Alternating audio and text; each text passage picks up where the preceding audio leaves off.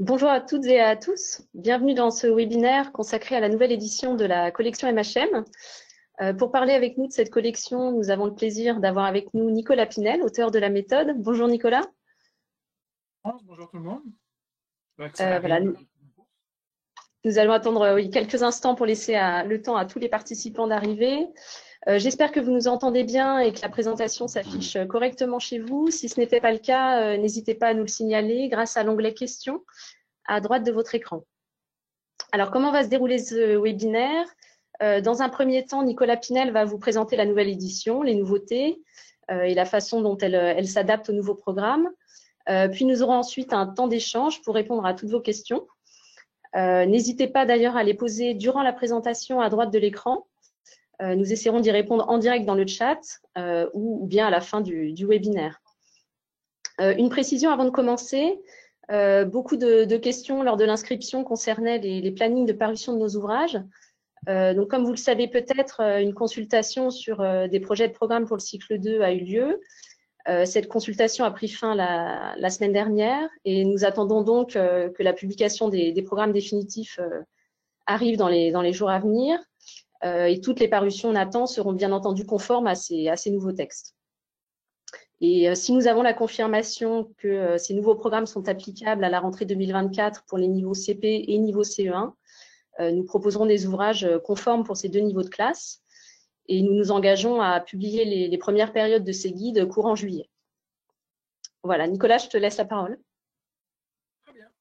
Bonjour à tous, bienvenue dans cette présentation, ce webinaire pour vous présenter la nouvelle édition de la méthode. Et puis je vais essayer d'être concis, clair et précis. Donc on va attaquer directement. Alors, une nouvelle édition pour un nouveau programme. D'abord un petit point, qu'est-ce que MHM pour revenir un petit peu, s'il y en a qui parmi vous ne connaissent pas. MHM au départ c'est une méthode créée en 2014, donc ça fait une dizaine d'années. Une méthode innovante par sa façon d'aborder les choses, d'aborder l'enseignement des mathématiques, et qui arrive dans cette 4e édition, parce qu'à plusieurs reprises, on a retravaillé sur les contenus au gré des changements des programmes. C'est une méthode qui fait la synthèse du meilleur de nombreuses pédagogies et des neurosciences. Quand j'ai créé MHM, je me suis intéressé un petit peu à tout ce qui pouvait fonctionner depuis un siècle, en fait, parce qu'il y a des choses qui fonctionnaient il y a très longtemps, des choses qui sont plus récentes. Et l'idée, c'était d'avoir une synthèse extrêmement pragmatique, quelque chose de concret, qui puisse s'appliquer en classe. Donc, je ne suis pas chercheur, je ne suis plus enseignant, mais j'estime avoir cette position de polyvalence pour essayer de proposer quelque chose qui soit pragmatique, quelque chose qui est concret et un ensemble qui est fonctionnel pour l'utiliser dans une classe, en sachant très bien qu'une classe ne fait pas l'autre et que vous avez des publics différents. Et les recherches de ces 10-20 dernières années ont quand même apporté beaucoup d'éléments pour être plus efficaces dans l'enseignement. C'est une méthode qui a été testée en classe. Elle a toujours été testée en classe et depuis la rentrée de septembre 2023, la nouvelle édition est testée dans une dizaine, 10-12 classes à peu près, dans tous les milieux scolaires, en REP+, en REP et en milieu rural. Et donc à chaque fois, ces tests permettent de discuter avec les enseignants, d'avoir des retours, d'adapter, et puis de réfléchir et de repenser les choses pour que ce soit à la fois efficace et à la fois concret. Le but, c'est que pour vous, ce soit simple à mettre en œuvre. Sinon, quand c'est compliqué à mettre en œuvre, ben, on ne le fait pas. On le sait tous très bien. Et puis, c'est surtout pour moi, depuis le départ, une méthode qui donne aux élèves et aux enseignants le plaisir de faire des maths efficacement. Et en fait, le fait que ce soit efficace fait aussi qu'on y prend du plaisir. C'est un cercle vertueux.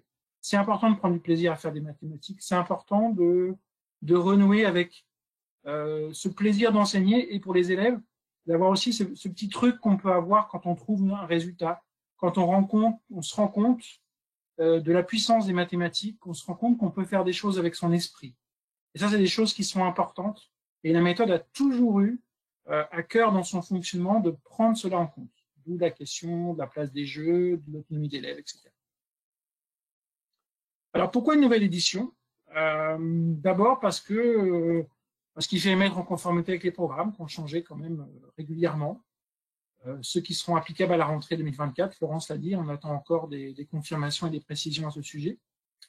Et puis surtout parce que quand elle a été, la dernière édition a été faite à l'époque de la semaine de 5 jours, et ça a pu poser problème à un certain nombre d'enseignants qui leur montaient sur la difficulté à caler les 5 séances par semaine dans l'emploi du temps. Et donc là, j'ai retravaillé sur une organisation qui est plus simple, avec 4 séances par semaine, 120 séances sur l'année. 120 séances sur l'année, on reviendra dessus tout à l'heure, ça veut dire 30 semaines. L'année, elle compte 36 semaines. Donc tout est condensé sur ces 30 semaines, avec un but derrière qui est de vous garantir que vous arriverez au bout. Ça, c'est important. Ça rassure. Ça vous laisse une sécurité aussi. Ça fait aussi que ces semaines de décalage vous permettent, vous, de différencier. Ça vous permet de mener à bien d'autres projets. Ça vous laisse de la souplesse face aux aléas de la vie de classe, tout simplement. Et donc, dans le guide, à chaque fois, vous trouverez plusieurs propositions différentes pour organiser la programmation et dérouler ces 120 séances selon la façon dont vous souhaitez le faire. Cette nouvelle édition a aussi permis de travailler sur des activités plus variées, plus nombreuses dans les mini-fichiers. Je reviendrai dessus tout à l'heure. L'idée étant d'avoir plus de typologies d'exercices, plus variées, et puis de permettre à tous les élèves de trouver leur compte dans ce qu'on propose. Et puis enfin, on a repensé les outils, on a repensé le concept des mini-fichiers. Dès le départ, c'était un concept qui était important dans la méthode, le fait de travailler sur des formats A5, parce qu'on est très réservé sur l'efficacité du format A4. Donc le format A5, pour moi, est primordial. Le fait d'avoir séparé un outil unique en plusieurs sous-outils, en fait, des mini-fichiers différents selon les thématiques, c'est quelque chose qui a montré un engagement important chez les élèves. Ça permet aussi d'avoir une satisfaction dans l'année d'en avoir fini et d'en découvrir des nouveaux. Donc ça emmène cet engagement permanent. Ça concourt au plaisir de la découverte aussi, plutôt que d'avoir un fichier qu'on fait durer de septembre jusqu'à juin. Et puis on a aussi repensé le guide pédagogique, comme on va vous le montrer, qui maintenant est bimédia, donc un guide papier avec des outils numériques. Lorsque j'ai conçu MHM en 2014, la question numérique s'était posée déjà, mais vu à l'époque le taux d'équipement, 2014, 2016, 2018, on s'est reposé la question. Le taux d'équipement en école élémentaire, en vidéoprojecteur et autres outils de projection, on avait un peu laissé ça de côté, mais c'est une demande que vous avez, on comprend. Et c'est surtout, vous le verrez tout à l'heure, une possibilité merveilleuse pour amener plus d'explicitation dans les apprentissages. Un petit point rapide sur les principes de MHM, même si tout le monde connaît peut-être plus ou moins, c'est important de garder les principes, ce sont les mêmes depuis 10 ans. Avoir une culture mathématique positive. Les études l'ont montré, encore récemment avec l'ADEC, qu'il y a un écart qui se creuse dès le milieu de l'année de CP entre les garçons et les filles. Il y a un rapport aux mathématiques qui est aussi lié à la place des mathématiques dans la société, la place des mathématiques dans les familles. Donc il est important que la méthode, elle développe la curiosité, elle développe le plaisir par la réussite, et la réussite encourage le plaisir. Et puis elle travaille sur le fait de motiver les enfants dans les découvertes mathématiques. Le deuxième point, c'est de répondre aux besoins des élèves. C'est répondre aux besoins de tous les élèves. Vous savez bien mieux que moi à quel point les élèves d'aujourd'hui présentent une grande hétérogénéité, ont des profils différents dans leur motivation, dans leur capacité attentionnelle, dans leur façon de rentrer dans les apprentissages, dans leur façon de prolonger un effort intellectuel. Donc la méthode, elle tient à réfléchir à ça, en proposant des tâches adaptées, qui mettent les élèves en réussite, en mettant une place importante dans l'évaluation formative, en permettant à l'enseignant de différencier simplement. Si c'est pas simple, on ne différencie pas. Donc il faut réussir à différencier au fil de l'eau. Et le guide vous proposera ces pistes-là à chaque séance. Et puis surtout en donnant une place à l'erreur. Une place qui permet à l'erreur d'être constructive d'apprentissage. L'erreur est au centre de la façon de considérer l'enfant. Elle va lui permettre d'avancer. Le troisième principe, c'est d'offrir un environnement adapté. Dès le départ, quand j'ai conçu MHM, c'était un discours que je tenais. C'était l'idée d'abord de partir de la classe, et dans la classe d'avoir un coin maths, de matérialiser, de montrer comment on peut travailler les mathématiques avec quel matériel. Et puis au-delà de ça, c'est d'avoir une cohérence d'école. Et ça, que ce soit MHM ou n'importe quelle autre méthode, on a un gain sur la réussite des élèves, sur leur performance, à partir du moment où on s'engage sur la même méthode, les mêmes outils, du CP au CM2, sur la même façon d'enseigner, sur les mêmes approches pédagogiques et didactiques. Et ça, sur un temps relativement long. Donc là, il y a un enjeu extrêmement fort. Et MHM, dans la façon dont elle est construite, encourage ce fonctionnement, fait gagner l'autonomie. Ceux qui l'ont connu, ceux qui l'ont pratiqué ont bien vu qu'en CE2, si les élèves ont pratiqué les années précédentes, eh bien les élèves connaissent les mini-fichiers, connaissent certaines typologies d'exercices, connaissent des modes de fonctionnement. Et tout ça, ça fait gagner un temps qui est précieux pour accompagner les élèves, pour les accompagner dans leur réflexion, dans leurs difficultés. Et donc tout ça, c'est lié au fait qu'on l'a mis en place tous ensemble sur plusieurs années. Le quatrième principe, c'est de connecter les mathématiques au monde, les connecter au monde réel, les connecter autour d'eux, avec les outils numériques, mais pas que. C'est aussi connecter les mathématiques entre sous-domaines, entre ce que je peux faire en calcul mental et ce que je peux faire en résolution de problèmes, et entre chaque activité que je mène en classe. Et c'est en permettant aux élèves de construire ces connexions que les choses deviennent plus claires, que les connexions se font, que l'engrenage qui manquait vient se mettre au bon endroit et que d'un seul coup, les choses se débloquent et l'élève se retrouve en réussite et en compréhension. Puis le cinquième principe, c'est de manipuler pour conceptualiser. Je reviendrai dessus après.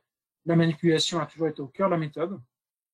Depuis le départ, la démarche manipuler, verbaliser, abstraire, manipuler, représenter, abstraire, ou telle qu'elle est nommée dans Singapour, ou telle qu'elle est nommée ailleurs, c'est toujours la même. Pardon. C'est basé sur les travaux de Jérôme Brunner. On retrouve cette démarche de passer de la manipulation à l'abstraction, sans oublier l'étape primordiale au milieu, la représentation, la verbalisation, le fait d'imager les choses. Donc ça, ce sont les grands principes. Ce qui fait, à mon sens, que MHM est efficace quand on la met en place, quand on a les bons gestes professionnels et qu'on est au point, c'est d'abord la démarche manipuler, représenter, abstraire. Elle est fondamentale. Elle se retrouve implicitement dans les différentes séances, elle se retrouve explicitement dans les progressions, dans la façon d'aborder les concepts. Derrière cela, il y a l'idée d'avoir un matériel de manipulation varié. On travaille avec le matériel de base 10, on travaille avec les cubes, on travaille avec un calepin des nombres, on va travailler avec la droite numérique, on va travailler avec plein d'outils au cours de l'année. C'est aussi de donner à la verbalisation sa juste place. Il est important que l'enseignant verbalise avec les mots justes, avec la juste quantité de mots, c'est-à-dire de ne pas trop parler, d'être capable de conceptualiser les choses avec des mots simples et simplement. Et ça, c'est extrêmement important. Et puis en donnant à l'image mentale la place qu'elle mérite. Le fait de permettre à l'élève de construire mentalement cette étape entre manipuler et abstraire. Et puis là, dans cette nouvelle édition, on a mis un accent très fort là-dessus, parce que le numérique le permet, parce que les diaporamas qui vont vous être proposés permettent des animations pour aider l'élève à construire dans son esprit, dans son cerveau, dans sa tête, des images mentales pour conceptualiser des choses qui au départ sont abstraites pour lui. Le deuxième point, c'est l'enseignement explicite. Ça nécessite des gestes professionnels sur la façon de s'exprimer auprès des élèves, sur la place qu'on leur donne, sur l'étayage, sur le feedback, la rétroaction, qui est fondamentale dans la réussite de l'enseignement. Ça nécessite d'enseigner des stratégies. Et là, sur cette nouvelle édition, on a mis un point très fort là-dessus, d'enseigner des stratégies. C'est-à-dire comment l'élève peut résoudre un problème, quelles étapes il doit mettre en place les unes après les autres pour atteindre un but précis. Et puis derrière l'enseignement explicite, j'ai rajouté ce concept de fluidité qui est important pour moi. On en reparlera en calcul mental, mais c'est l'idée aussi de donner des outils aux élèves, d'être suffisamment explicite pour qu'ils se retrouvent en réussite, en capacité à effectuer des opérations mathématiques rapidement, sans effort, avec précision. Et c'est quelque chose sur lequel on a mis un accent très très fort dans cette nouvelle édition. Puis le troisième point, c'est la programmation des apprentissages, c'est comment je programme les apprentissages. Comment les élèves vont découvrir les nouvelles notions, comment les élèves vont pouvoir réinvestir, retrouver ces notions, les mettre en œuvre de façon guidée, accompagnée par l'adulte, et puis de façon de plus en plus autonome, et de façon de plus en plus précise sur des cas de plus en plus divers et variés, pour à chaque fois réinterroger leurs compétences et leurs procédures. Ça veut dire de masser, d'espacer, d'entrelacer les apprentissages. Les recherches en sciences cognitives ou en neurosciences ont montré l'intérêt du spacing et de l'interleaving sur la programmation des apprentissages. C'est quelque chose dont on a tenu compte dans cette édition. Ça nécessite de connecter les apprentissages entre eux. Que les élèves voient que ce qu'on a appris en calcul mental, cette procédure qu'on a apprise, qu'on a entraînée, eh ben, elle va être réutilisée en résolution de problèmes et elle va prendre tout son sens. Et puis derrière ça, il y a aussi une notion de flexibilité. Et la flexibilité, c'est quelque chose sur lequel je veux aussi mettre un accent fort. C'est de développer chez l'élève cette capacité à utiliser différentes stratégies, à utiliser différentes approches pour résoudre des problèmes mathématiques. Voilà les 3 points principaux. Il y en aurait d'autres, mais là, j'ai vraiment ciblé les points les plus essentiels pour moi. Alors, MHM et nouveaux programmes. On arrive un petit peu au cœur des choses. Vous n'êtes pas sans savoir qu'il y a une consultation pour des projets de programmes pour le cycle 2. Et puis, il y avait cette question de la méthode de Singapour. On a entendu dans les médias, dans la presse, qu'il faudrait, entre guillemets, appliquer la méthode de Singapour. Ces pré-projets que vous pouvez consulter, sur lesquels vous avez été consulté d'ailleurs, sur lesquels vous pouviez donner votre avis, ne parlent pas de la méthode de Singapour. Ils donnent des éléments sur la démarche qu'on retrouve dans Singapour, certes. Ils donnent des éléments sur la résolution de problèmes, mais il n'est nulle part écrit qu'il faut appliquer la méthode de Singapour, pour la simple et bonne raison qu'elle n'existe pas. Si vous interrogez les experts de Singapour, il n'existe pas une méthode de Singapour. Les enseignants de Singapour eux-mêmes ne parlent pas de méthode de Singapour. Je ne m'étendrai pas sur le sujet, mais il y a vraiment un enjeu là-dedans. Singapour, en fait, c'est l'application de choses efficaces et pertinentes. Et donc, les liens entre MHM et Singapour, c'est qu'on retrouve la même chose. C'est cette démarche en 3 temps. C'est le fait d'avoir un enseignement explicite. C'est le fait de se baser sur la recherche, sur la façon d'enseigner. C'est aussi le fait de favoriser les différentes façons d'approcher un problème, de réfléchir, de travailler sur les représentations, que ce soit le modèle en barre ou d'autres modèles. Donc MHM et Singapour ont quand même finalement beaucoup de liens, mais en fait, comme toutes les méthodes qui mettent en œuvre ce que la recherche nous a apporté ces 10-20 dernières années. Puis quid des nouveaux programmes? Alors, Florence l'a expliqué, on attend encore des précisions sur leur version définitive. Actuellement, vous avez reçu pour beaucoup dans les écoles des spécimens sur le CP. Ces spécimens ont été écrits avant ces nouveaux programmes, donc ils vont être amenés à changer, parce que les versions mini-fichiers, c'était un premier travail. On adapte par rapport à ces pré-projets. Dès que les programmes définitifs sortent, on va continuer à adapter pour coller au plus près de ces nouveaux attendus. Il y a des choses qui sont très précises, on va les voir juste après. Et donc, la méthode va vraiment garder tous ces principes, ces modes de fonctionnement, en appliquant ce que ces nouveaux programmes demandent avec efficacité. Alors, sur ce nouveau programme, on va voir assez rapidement. Je pense vous avez pris le temps, je pense, de les consulter. Alors, sur le cycle 2 en mathématiques, ça représente quand même un petit document de 64 pages. Donc, ça demande un petit temps de lecture et de relecture. Il faut les lire plusieurs fois. Donc, sur les nombres entiers, on a 3 choses. Il y a des choses qui ont été conservées, les nombres étudiés, la construction du nombre entier. Des choses qui ont été modifiées. On a une progression qui est très rapide. On a un renforcement de tout le travail sur l'aspect ordinal des nombres, sur lesquels il y a plusieurs choses sur lesquelles on insiste. Et puis, dès le CP, on introduit les fractions sans l'écriture en CP, autour du travail sur le moitié et quart. Mais dès le CE1, il y a un travail précis sur les fractions, sur le fait de les lire, les écrire, les représenter, les comparer, les additionner, les soustraire. Et puis un travail sur les motifs, qui est proposé aussi sur les nombres entiers. Ensuite, sur le calcul. Alors, je vais m'attarder surtout à chaque fois sur ce qui est modifié et ajouté, parce que c'est le point qui nous intéresse. On a un accent sur la multiplication et la division de CP, un accent très fort sur le calcul mental, avec des procédures précises à apprendre et à mettre en œuvre. Sur l'ensemble des programmes, il est marqué qu'on n'utilise plus la calculatrice. Ça, c'est un point qui est très clair. Donc, disparition de la calculatrice, c'est une très bonne chose au profit du calcul mental. Je pense que là-dessus, c'est un bon choix. Ce qui a été ajouté, c'est l'objectif de fluence en calcul mental, c'est-à-dire on vous donne précisément un type de calcul et le nombre de ce type de calcul qu'il faut réaliser en un temps donné. Donc, 8 calculs de cycle en 1 minute, par exemple, 12 calculs en 3 minutes, etc. On parle de soustraction par cassage en CP par manipulation, et par la suite, il est marqué que la technique de la soustraction posée sera choisie et mise en œuvre sur l'ensemble du cycle par les enseignants. Et puis on a une liste de procédures très précises qui sont à connaître. Sur la résolution de problèmes, ce qui a été modifié, c'est qu'on trouve les problèmes multiplicatifs dès le CP. Donc problème de recherche du tout multiplicatif, les problèmes qu'on appelait parfois division quotition, division partition. Et puis ce qui a été précisé de façon très claire, c'est la nécessité de faire au moins 10 problèmes par semaine, une progression sur les schémas, les représentations, et puis l'introduction des produits cartésiens en CE2. Tout ça, c'est nouveau. Ça va demander forcément des modifications.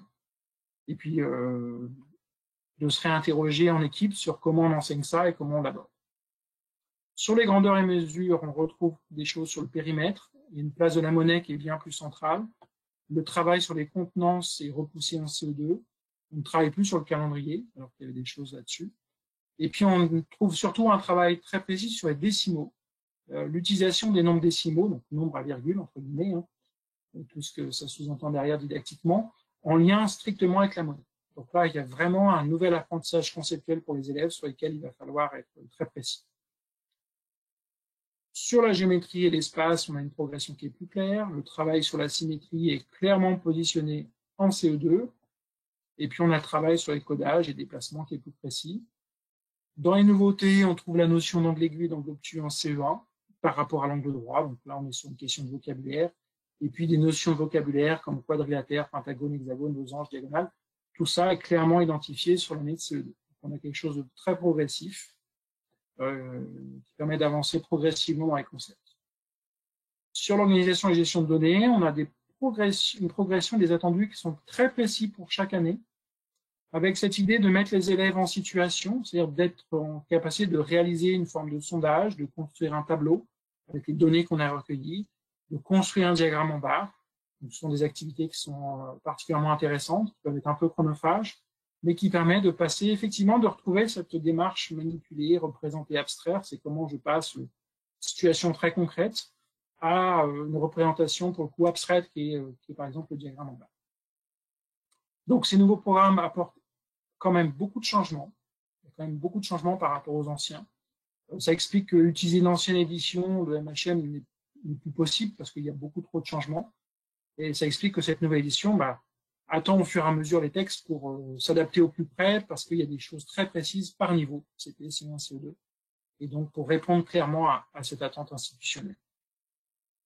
Alors, les évolutions de la méthode au-delà de cette question des programmes, je vous ai mis ça en 3 temps, en fait, ce qui ne change pas, les améliorations et puis les nouveautés. Ce qui ne change pas, c'est la philosophie, parce que c'est important. MHM, c'est une méthode. Une méthode, c'est un ensemble global. Tout est lié, tout a un sens. Je ne peux pas juste prendre un bout, retirer, etc. Vraiment, il y a une philosophie aussi globale d'enseignement. C'est une façon de se positionner en tant qu'enseignant, ce sont des gestes professionnels. Il y a les 4 temps d'apprentissage, les activités ritualisées, le calcul mental, la résolution de problèmes, le temps d'apprentissage. Ça, c'est quelque chose qui est vraiment intéressant dans la gestion de classe pour vous au quotidien. Il y a les outils. Tous les outils qui ont été mis en place, ils ne changent pas parce qu'ils sont efficaces et que c'est toujours les bons outils. Et puis la place de la manipulation et la place des jeux, notamment les jeux pour s'entraîner, mais aussi pour développer un rapport positif aux mathématiques.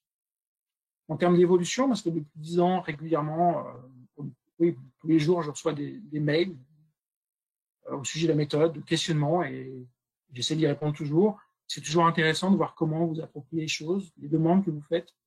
Donc la première amélioration qui est vraiment importante, c'est d'avoir un guide des séances beaucoup plus détaillé. On verra tout à l'heure jusqu'où je suis allé.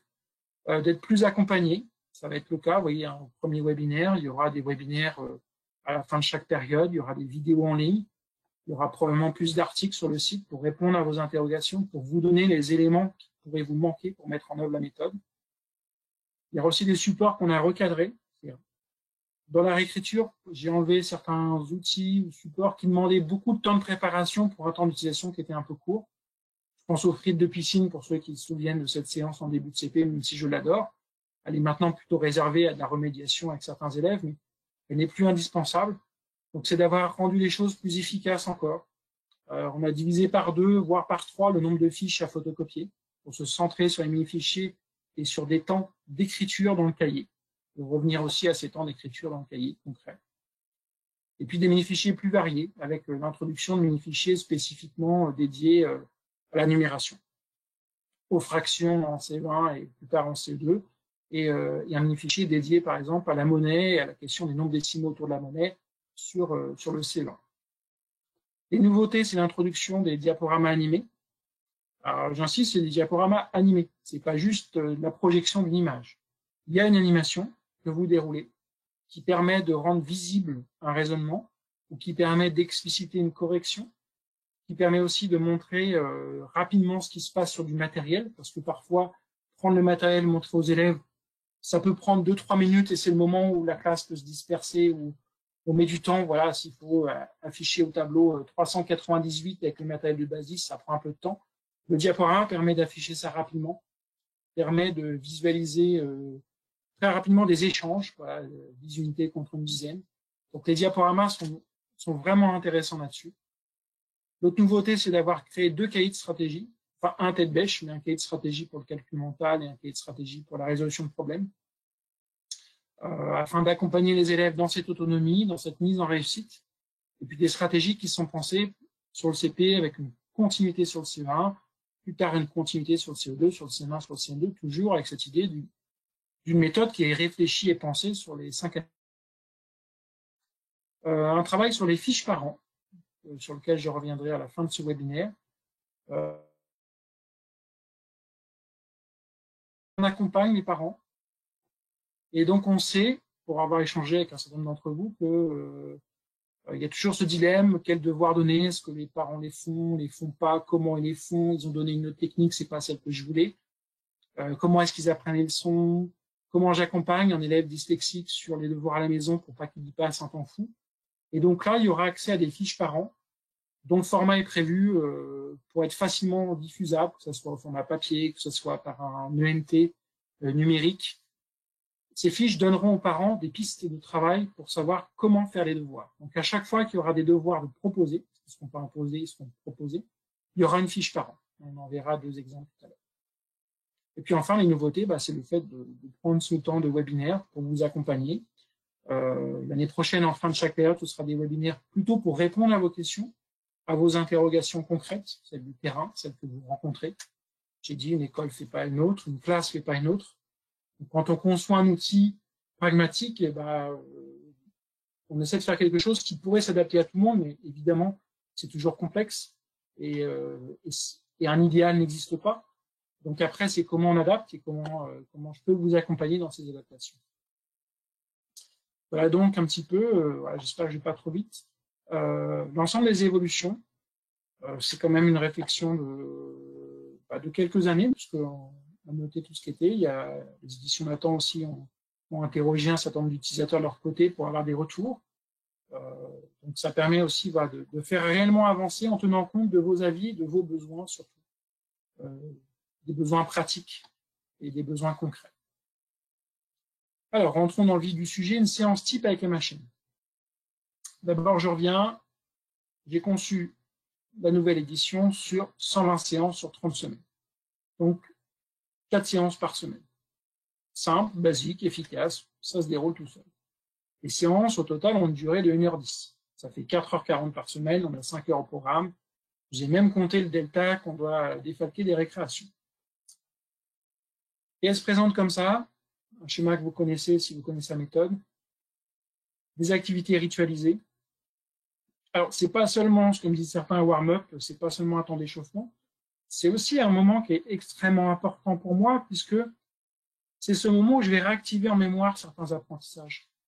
Parfois, certains ont dit, tiens, j'ai l'impression que ça tombe comme un cheveu sur la soupe, ça fait 15 jours qu'on n'en a pas parlé, je retrouve ça en rituel, mais c'est complètement volontaire. C'est dans cette idée, je reviendrai dessus une autre fois sur notre vidéo, mais sur ce travail sur la mémoire, sur comment je lutte contre la courbe de l'oubli. Comment je réactive en 10 minutes une connaissance, une procédure, un savoir, un vocabulaire précis. Donc ces activités ritualisées, elles sont importantes. Le deuxième temps, c'est le temps de calcul mental, et c'est vraiment du calcul mental.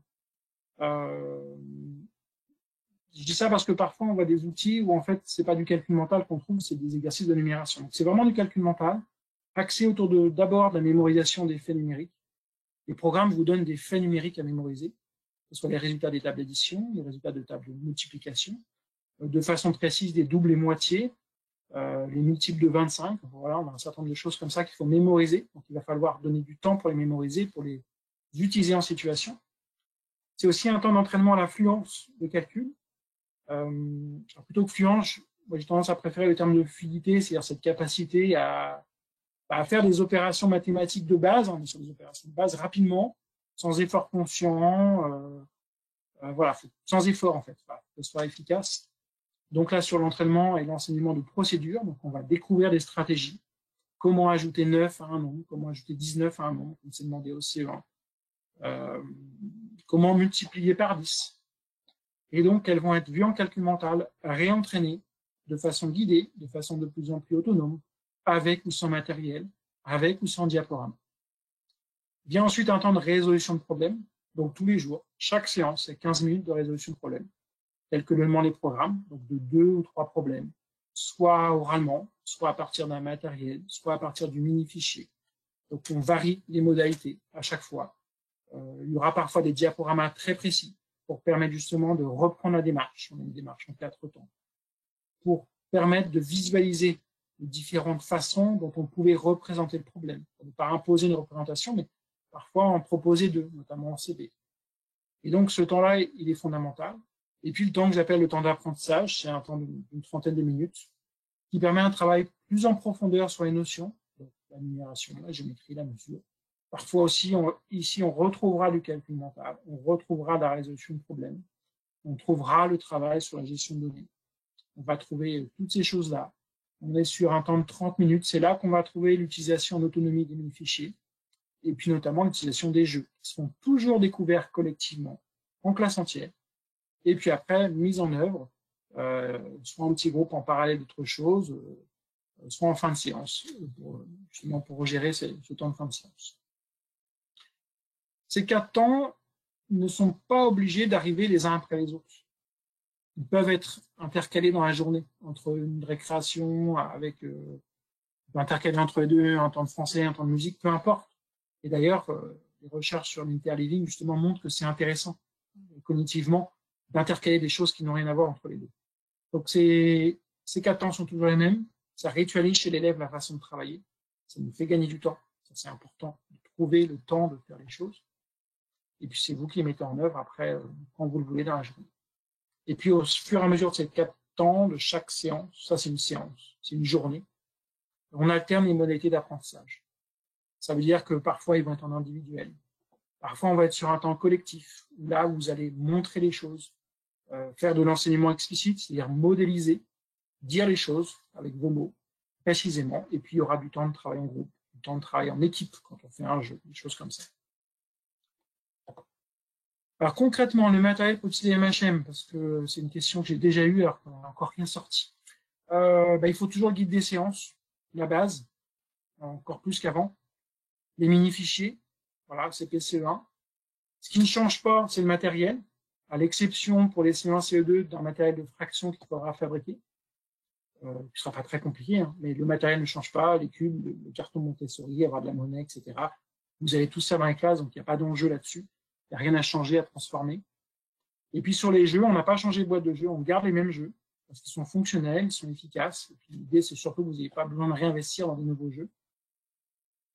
Et puis les boîtes à énigmes, il y a des nouvelles boîtes à énigmes qui vont sortir. Mais rien n'empêchera de prendre les anciennes. Ça, c'est votre liberté, ces nouvelles boîtes, qui sont un peu plus énigmes, un peu plus variées. Mais vous pourrez conserver les anciennes. Ça, c'est la base pour utiliser la méthode dans sa nouvelle édition. Les mini-fichiers, donc je l'ai déjà dit, des activités plus variées qui couvrent tous les domaines mathématiques. Voilà, une belle couverture. On a essayé de travailler sur différencier davantage la couverture avec MHF. C'est une question, c'est une demande qui nous avait été faite. Donc vous aurez toujours cette pochette. Voilà. Une version spécimen dans laquelle il y aura 11 mini-fichiers, un cahier de leçons, un cahier de stratégie. Et puis dans la version éditée, un bonus, un livret qui s'appelle Les maths ça m'éclate. C'est vraiment un livret de maths plaisir, avec du sudoku, des jeux, des petits énigmes, pour voir les maths autrement, que les élèves utiliseront maintenant. Et puis, comme toujours, ces mini-fichiers sont déclinés de façon analogue sur les 3 niveaux du cycle, que ce soit dans leur nom, dans leur présentation, dans le moment où on va les sortir, parce qu'ils ne seront pas tous utilisés en même temps. Il n'y en a jamais plus de 5-6 utilisés en même temps. Ça fait que c'est plus facile à gérer aussi. Donc, quand j'ai fini le premier fichier de numération, je le range, je l'archive et je passerai au deuxième, par exemple. Il y a 2 mini-fichiers de calcul, ce sera la même chose. Et le fait d'avoir ce fonctionnement, ça développe des habitudes, et puis ça nous fait gagner du temps sur la mise en œuvre matérielle en classe. Et ça, c'est vraiment important. Donc, il se présente comme ça. On a retravaillé sur la présentation. Voilà, l'élève peut clairement indiquer son nom. Souvenez-vous, pour les plus anciens, sur la toute première édition, on avait complètement oublié. Ça a été corrigé depuis. On a ajouté à la demande de beaucoup d'enseignants les compétences travaillées. Et les compétences, elles ont été formulées pour être compréhensibles par des élèves. Donc, ça reste une formulation qui peut sembler vague, mais le but est que lui puisse voir ce qu'il travaille, avec les petits numéros et les codes couleurs qui sont en dessous. Dans tous les mini-fichiers, les premiers exercices sont vus en classe, collectivement, expliqués collectivement. Donc à peu près, ça dépend des mini-fichiers, entre le quart et le tiers sont vus en classe. Et ensuite, ils sont travaillés en autonomie, puisque ce sont des typologies d'exercices qu'ils connaissent. Lorsque l'exercice est terminé, l'élève ou l'enseignant colorie la classe correspondante. Mais là, vous êtes libre d'adopter les codes que vous voulez, les codes couleurs, le fait que je barre, je mets un tampon, peu importe, chacun a ses habitudes. Il y a associé à mini-fichier des savoir-faire animés, des petites vidéos auxquelles on peut accéder par un QR code. On pourra visionner en groupe classe ou les élèves pourraient visionner si besoin. Vous voyez là, par exemple, sur comment je complète la fleur des nombres en début d'année, comment je peux décomposer un nombre, voilà, pour revoir des fondamentaux de la maternelle s'ils ne sont pas acquis. Et puis voilà, j'ai mis autonomie avec des contraintes. On a ajouté une règle par rapport à avant, c'est que l'élève, quand il est en autonomie, il n'a plus le droit d'avancer tant que l'adulte, l'enseignant, n'a pas visé avec lui les exercices. Il a le droit d'en faire 3 au maximum tout seul, et après, il doit attendre. L'idée, c'est de ritualiser une règle pour éviter qu'il finisse le mini-fichier à la chaîne et qu'il fasse n'importe quoi. C'est des choses qu'on avait pu voir notamment en géométrie, où il y avait des travers comme ça d'élèves qui se dépêchaient de tout finir, ou qui l'emmenaient à la maison et qui le finissaient. J'ai aussi parfois des remarques de cet ordre-là, parce que les parents étaient très ou trop volontaires. Voilà, le mot que vous préférez. Le mot-clé de la consigne est en gras. On a fait attention de choisir le même type de mots pour que les élèves en difficulté de lecture puissent s'y retrouver rapidement. Le numéro de l'exercice, il est visible pour que le repérage soit facile. On a changé la charte graphique pour gagner de la place sur la taille des exercices. On retrouve des exercices connus de la méthode, mais aussi des nouvelles typologies. Voilà, avec ce type de typologie qu'on retrouve dans la méthode de Singapour sous différentes formes. C'est une autre façon de travailler sur la décomposition des nombres. Alors, on utilise, quand c'est nécessaire, sur les réponses élèves ou sur l'écriture des nombres, la police belle allure, voilà, qui est celle qui est recommandée. Et puis, on a des exercices variés, toujours progressifs. Il y a toujours cette idée, dans la construction des mini-fichiers, qu'il y a une progression derrière et qu'on avance dedans. Ça, c'est un exemple, voilà, parce que les guides ont été testés, donc il y a des classes qui ont été essayées depuis le mois de septembre. Donc ça, ils ont testé les prototypes pour qu'on vérifie la place pour travailler, les consignes, etc. Un petit zoom sur quelle stratégie. Donc, c'est un nouvel outil. Donc, je vous ai dit, il sera tête bêche, une partie calcul mental, une partie résolution de problèmes. On retrouve les procédures. Le but, c'est que les élèves deviennent acteurs en développant et en créant des automatismes. Donc, des stratégies en calcul mental. Par rapport à celles que vous avez reçues dans les écoles, elles vont changer, parce que les projets de programme nous donnent des choses différentes. Donc, elles vont changer, mais le principe sera toujours le même. Un exemple, et puis une phrase ou deux qui permettent d'expliciter le cas général, qui seront répétés un petit peu comme des mantras en classe pour que l'élève se les approprie. Et puis des stratégies en résolution de problèmes. On part d'un problème référent, c'est un problème type, associé à telle typologie, pour que l'élève applique une démarche analogue, réexploite la même démarche. Quand il voit un problème, l'idée c'est qu'il se dise, tiens, ça me fait penser au problème référent des billes ou des gâteaux. Et à chaque fois, on a un contexte imaginaire très facile à mémoriser. Ça me fait penser à ce problème-là, donc il faut que je résolve de la même façon. Je me souviens que j'avais fait comme ça, donc je transfère. Plus tard, je ferai une vidéo spécifique sur comment mettre en œuvre les stratégies, comment les appliquer en classe et comment permettre à l'élève justement d'utiliser ces stratégies dans le cadre de la démarche manipulée, représentée, abstraite. Les guides pédagogiques, je l'ai déjà dit, sont bimédias. Ça veut dire que vous aurez un guide papier, vous aurez un espace numérique avec les diapos, des ressources, des PDF, des WAP, des vidéos, tout ça avec des codes d'activation. On passe ça, normalement, vous connaissez par cœur. On va être sur des guides conséquents, on va être sur des 350, 380 pages, je crois. Donc, sur des beaux outils. Le guide sera très explicite, très détaillé. Le but, c'est de faciliter votre appropriation de la méthode. L'idée derrière moi, c'est de réduire votre temps de préparation. Donc, on a travaillé sur les outils, je vais vous montrer après pour que ce soit efficace. Des séances clés en main dans le sens où, normalement, vous n'avez pas besoin de réécrire la séance. Mais clé en main ne veut pas dire qu'il ne faut pas prendre le temps de s'approprier la réflexion qui est derrière, parce que c'est à vous qu'il appartient de penser à la façon dont vous allez la mettre en œuvre en classe. Ça, c'est votre job. Hein. Ça, c'est vos gestes professionnels, c'est comment vous allez la mener, à quel moment, etc. Mais le contenu, les consignes, les exercices, tout ça, c'est déjà pensé. Vous avez un déroulé pas à pas qui est assez précis. Sur ce nouveau guide, il y aura une introduction qui est conséquente, on va être sur 30-35 pages assez denses, mais qui va préciser tous les choix pédagogiques et didactiques. C'est un peu une mise à jour du petit guide noir que vous avez connu. Donc, repréciser la démarche globale, expliciter la démarche en résolution de problèmes. Donc, vraiment des éléments pédagogiques, didactiques précis, concrets, pour la façon de mettre en œuvre la méthode. Donc, ce sera la première chose à faire pour démarrer, c'est de lire cette partie-là et de se dire, voilà, c'est comme ça que ça fonctionne, comment je programme les apprentissages, par exemple. Donc, vous y trouverez une programmation annuelle, une programmation par période, un en-tête pour chaque semaine avec un rappel des contenus et du matériel pour ne pas aller chercher à gauche à droite ce qu'il faut. Et avec ce guide papier, vous aurez du matériel couleur à plastifier, qui sont des affiches qui sont utilisées en classe. Donc, je mets quelques exemples visuellement. Vous voyez là, vous pouvez voir une programmation début de période. Comme ça, c'est une feuille qui est prête à être affichée en classe si vous avez besoin. C'est tout petit, mais c'est pas important. L'idée, c'est que vous avez des tableaux qui vous montrent au cours de la période quel jeu je vais utiliser, quel mini-fichier je vais utiliser, à quelle séance. Là, en bas, vous avez la semaine 1, donc un tableau en haut qui vous donne qu'est-ce que je travaille dans chaque temps d'apprentissage. Ça me rappelle, tiens, je sais que je vais faire ça cette semaine. Et en dessous, pour chaque séance, le matériel précis dont j'ai besoin, pour moi en tant qu'enseignant et pour chaque élève.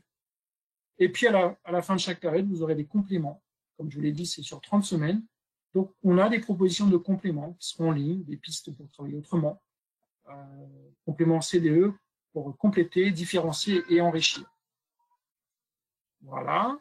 Et puis, à chaque fois juste après la programmation de semaine, vous aurez toujours ce qu'il faut savoir, c'est-à-dire ces petits encarts que j'avais faits, pour donner des éléments didactiques ou des précisions, et puis des propositions de devoirs à donner aux élèves dans la semaine. Alors, je vois que le temps file. Le guide papier, donc, il se présentera comme ça. Donc, vous avez connu l'ancien guide où parfois une séance tenait sur une demi-page. Là, chaque séance, c'est un recto verso. Donc, à chaque séance, vous avez un recto verso. Donc, quand je dis que c'était plus détaillé, c'est plus détaillé.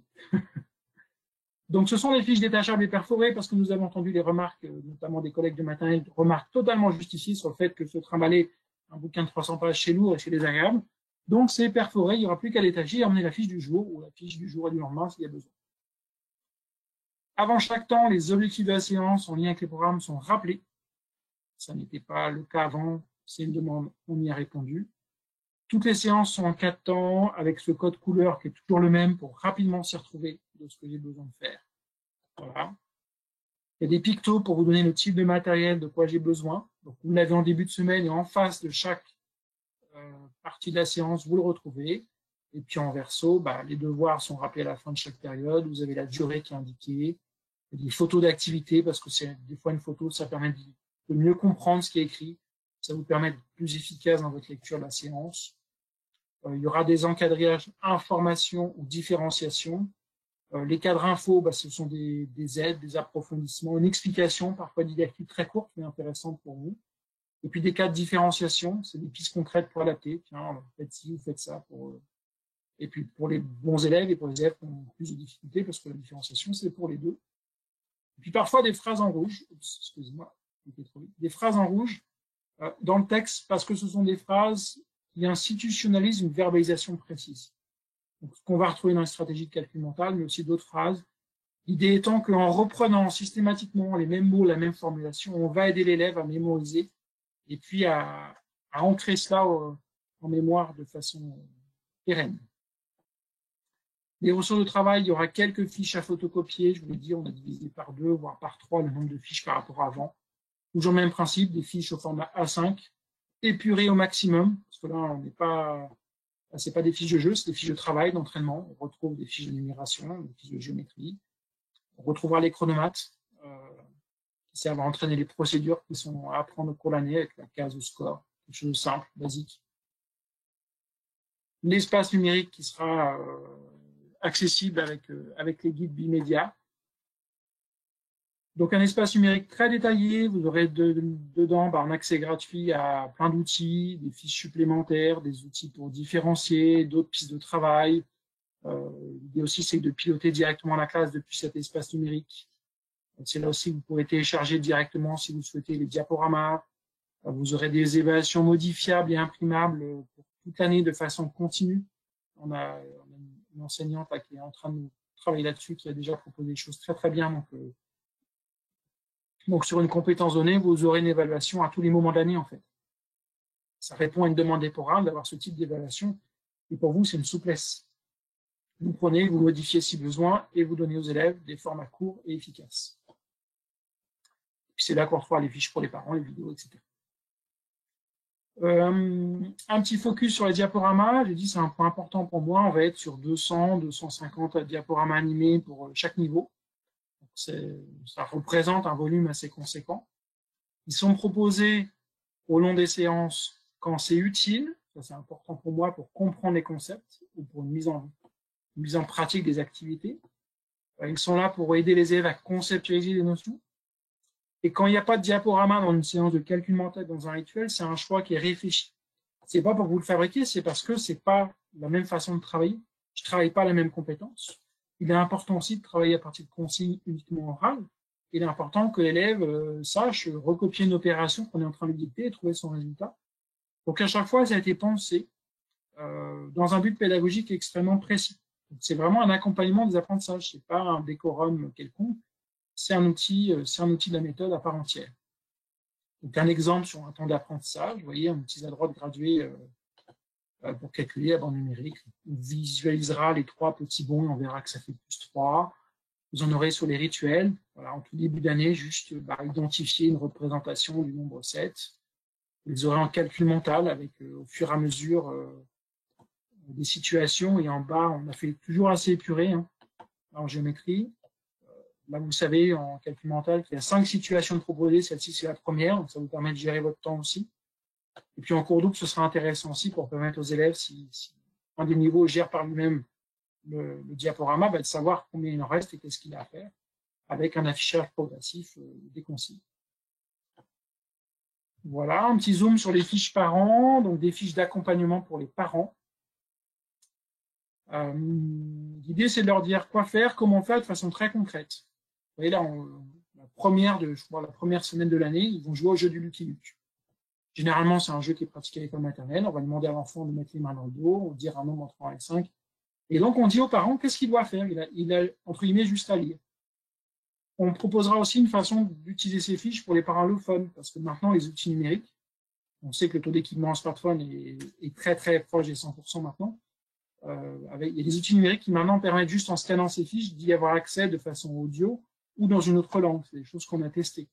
Donc, ça va permettre aux parents qui le souhaitent ou à l'adulte qui accompagne dans les devoirs, pourquoi pas des devoirs organisés par la municipalité ou par les nounous, peu importe, de faire les devoirs comme nous on le souhaite, sans y consacrer un temps exagéré, en permettant aux familles de participer, parce que beaucoup en fait souhaitent le faire et ne savent pas comment.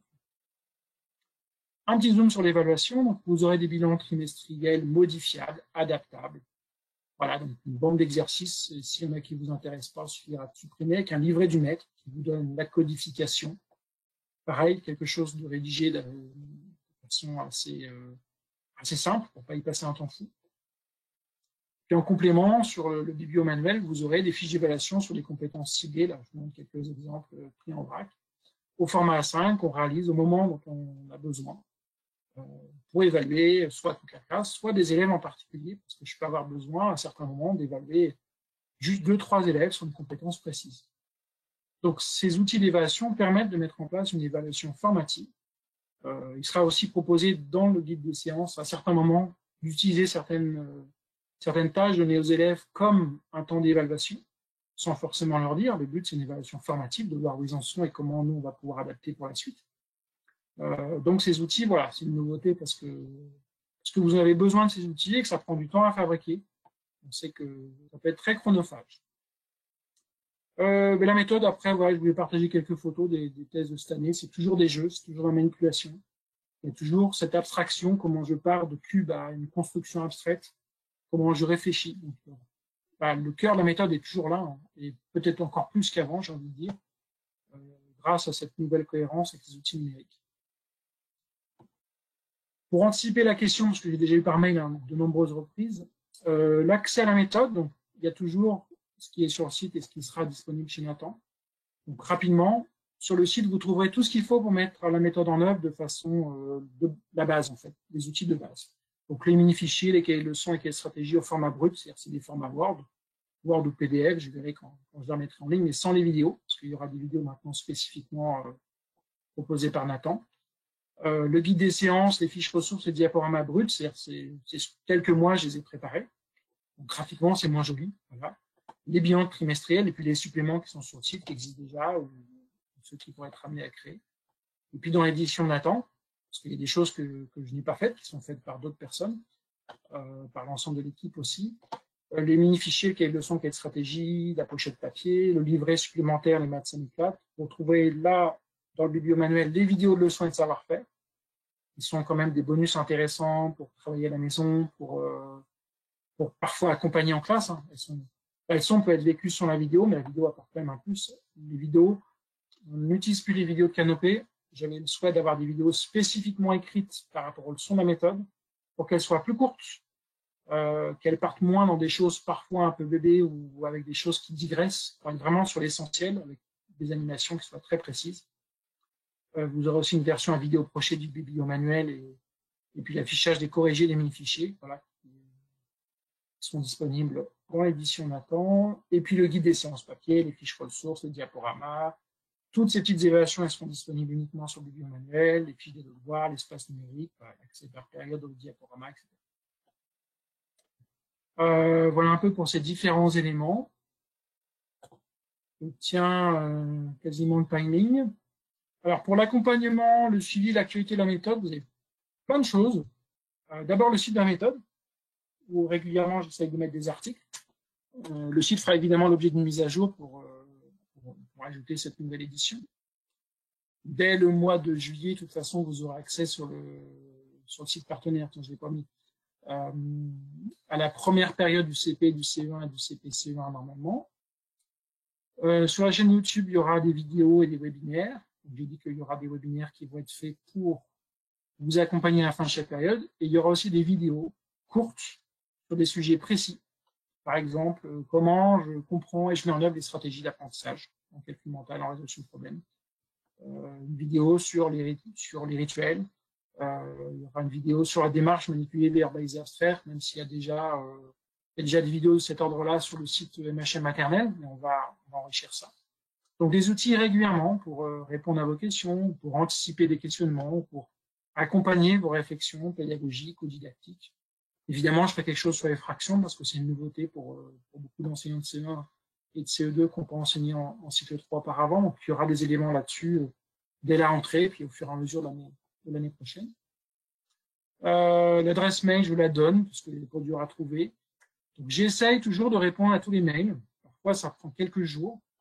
Parfois, il y en a qui passent en spam. Parfois, il y en a qui passent à la trappe. Donc, je suis désolé. Mais j'essaye toujours de répondre à vos interrogations. Depuis hier, il y a un compte Instagram MHM. Voilà, pour partager des photos, des idées. Instagram se traite très, très bien. Donc, n'hésitez pas à vous abonner en masse. On discute maths, qu'on échange des choses sympas. Et toujours le compte Twitter, qui est le compte le plus ancien, parce qu'il est là depuis le début. Qui est plus un compte pour communiquer sur l'actualité et les différentes informations. Voilà, merci pour votre attention. J'ai un petit peu grignoté le temps, mais j'espère que je vous ai présenté l'essentiel. Et puis on va avoir ce temps maintenant de questions-réponses. Je te redonne la parole, Florence. Merci beaucoup, Nicolas. Nombreuses questions dans le chat. On a beaucoup de questions qui portent sur l'organisation du double niveau. Faut-il scinder les séances, les faire conjointement? Comment s'organiser concrètement en double niveau? Alors, le double niveau, au-delà de la MHM, de toute façon, c'est une vraie problématique, c'est comment vous gérez votre double niveau. Alors, CP-CE1, avec autant d'élèves en CP-CE1, c'est pas la même chose qu'un CP-CE1 avec 4 élèves de CP et 18 élèves de CE1. Donc, il y a déjà votre propre façon de piloter le double niveau. MHM, par sa façon de travailler, par ses outils, se prête peut-être plus au double niveau que d'autres méthodes, du fait des mini-fichiers pour la même présentation, du fait des typologies d'exercices, du fait de ces 4 temps. Antérieurement, les doubles niveaux de MHM, c'était une juxtaposition du CP et du CE1. La différence sur cette nouvelle édition, c'est que je vais prendre le CP et le CE1, et là, je vais vraiment réécrire pour reformuler peut-être lors d'une séance, peut-être la façon de la mener, pour vous offrir quelque chose de plus adapté possible, même s'il n'y a pas d'idéal. on va pas se mentir, c'est pas la même chose d'enseigner dans un cours double de CP à 12 que dans un CP CE1 à 20 ou à 27. C'est pas du tout la même chose. Donc forcément, ça demande des adaptations. Donc l'édition CP CE1 elle sera vraiment spécifique au double cours, avec des changements qui seront mineurs, mais je vous dis sur l'ordre. Parfois, il y aura juste marqué que la séance d'apprentissage elle doit être faite que avec le CP, il faut que les CE1 fassent autre chose. Parce qu'à un moment, quand j'explicite une nouvelle notion, il faut que je sois disponible pour eux. Donc, il y aura des pistes comme ça aussi précises que possible, des adaptations, des diaporamas, on y travaille pour qu'en fait, ils puissent être diffusés dans un certain nombre de cas directement au double niveau. Parce que la consigne sera la même. Il y aura un calcul à gauche sur le diaporama pour les CP, à droite pour les CE1 avec un code couleur pour qu'ils s'y retrouvent. Donc voilà, c'est ce qu'on essaye de vous offrir un produit le plus précis possible pour le double cours, pour le CP CE1. J'anticipe la question du CE1 CE2 parce que j'ai déjà eu par mail un certain nombre de fois. Si on doit appliquer un nouveau programme dès le mois de septembre et qu'on sort le CE1, on va voir ce qu'on peut faire pour vous proposer une version en cours d'écriture du CE2 au fur et à mesure, peut-être, vous voyez, pour ceux qui souhaiteraient quand même tenter le CE1 CE2. Mais on va attendre 15 jours, 3 semaines d'avoir les annonces pour savoir précisément ce qu'on doit faire. Voilà, j'espère avoir répondu aux collègues, sinon ils ont les coordonnées pour avoir plus de détails. Merci Nicolas. On a alors d'autres types de questions qui portent sur se lancer dans la méthode. Je souhaiterais utiliser la méthode à la rentrée. Quels conseils me donneriez-vous pour démarrer avec la méthode? Alors le premier conseil, ce sera de lire l'introduction, qui va vous expliquer la philosophie, la programmation, parce qu'il faudra déjà réfléchir comment j'organise ça dans mon emploi du temps, comment je programme ça sur les périodes, comment j'envisage les démarches pédagogiques et didactiques. Et puis après, l'idée que j'en ai, c'est au-delà de ça, c'est de vous proposer des vidéos d'accompagnement peut-être sur les premières séances pour vous apporter encore plus de billes que ce que le guide propose, sachant que le guide va déjà vous proposer, je vous ai dit, des cadres à information, des cadres de différenciation, pour vraiment vous accompagner au plus près. Donc, pour moi, la meilleure façon de démarrer, c'est de lire l'introduction, se projeter sur les 2-3 premières séances et de se dire, tiens, est-ce que j'ai bien compris? Est-ce que je vois comment je vais le faire? Est-ce que je me projette moi en classe en train de le faire? Et sinon, quelles sont les questions qui se posent à moi? Qu'est-ce qui fait qu'il y a un truc qui n'est pas clair ou je ne le sens pas? Dans ces cas-là, mail, Insta, ce que vous voulez, j'essaierai d'y répondre parce que, comme j'ai dit, il y a des fois des cas très particuliers qui méritent une réponse précise. Merci. On a aussi des questions qui concernent l'affluence en calcul mental qui est annoncée là dans les projets de programme. Que propose MHM par rapport à cette fluence en calcul mental? Comme je l'ai dit à un moment, au terme fluence qui est utilisé par les programmes, je préfère celui de fluidité qu'utilisent les Québécois. Qui est vraiment cette capacité, j'ai dit, voilà, à faire des calculs vite, rapides, sans effort, etc. Tous les chronomates sont basés sur cette idée-là. Les chronomates sont tous sur une durée de 3 minutes pour entraîner les procédures qui sont spécifiquement dans les programmes. Donc, il y a 20 chronomates dans l'année qui entraînent ces procédures. Les autres éléments de fluence qui sont demandés dans le programme sont ceux qui touchent à la mémorisation des faits numériques, où là, on demande en 1 minute de restituer un certain nombre d'éléments. Pour cela, il y aura tous ces temps d'entraînement qu'on fait en calcul mental, et ils sont nombreux. Il y aura tous ces temps de jeu, parce que les jeux sont souvent des façons d'entraîner le calcul mental sans avoir le filtre de « j'ai pas mémorisé, je m'en souviens pas ». Et on voit que les élèves, dans un jeu, spontanément ressortent des résultats qu'ils ne savent pas ressortir sur une fiche lorsqu'on leur demande. Et puis, il y aura dans la banque d'évaluation du biomanuel ces évaluations en 1 minute, des batteries à utiliser dès que vous avez besoin. Tiens, il faut que je fasse un point sur double et moitié. J'ai besoin de savoir, en termes de fluence, est-ce qu'ils sont dans les attendus des programmes? Est-ce qu'ils sont capables de restituer ce que les programmes demandent? Ou à quelle distance je suis de cet attendu de fin d'année? Et donc, vous aurez ces outils à télécharger et à utiliser autant que de besoin. Merci Nicolas. Alors peut-être une dernière question. Il y a des interrogations par rapport à l'utilisation de l'ancienne édition de la méthode et du basculement dans la nouvelle édition, notamment des petites inquiétudes du type vais-je devoir tout reconstruire? On est un petit peu au début. Tout reconstruire, non, le matériel n'est pas perdu. On utilise le même, les jeux on utilise les mêmes. La boîte à énigmes, je l'ai dit, il y en a une nouvelle qui sort en CP, en CE1, mais on peut utiliser les anciennes, non. Ce qu'il y a à refaire, évidemment, c'est les séances. Enfin, c'est d'utiliser le nouveau guide des séances et les nouveaux mini-fichiers. Parce qu'il y a des nouveaux programmes et au moment, on n'a pas le choix. Enfin, vous êtes contraint par cette demande institutionnelle de changer de programme et d'appliquer des nouveaux attendus qui sont très précis. Donc, beaucoup de choses ne seront pas à refaire. Les achats que vous avez pu faire de matériel ne sont pas perdus, bien au contraire. Et on a gardé tout ça justement pour vous éviter d'avoir à tout refaire.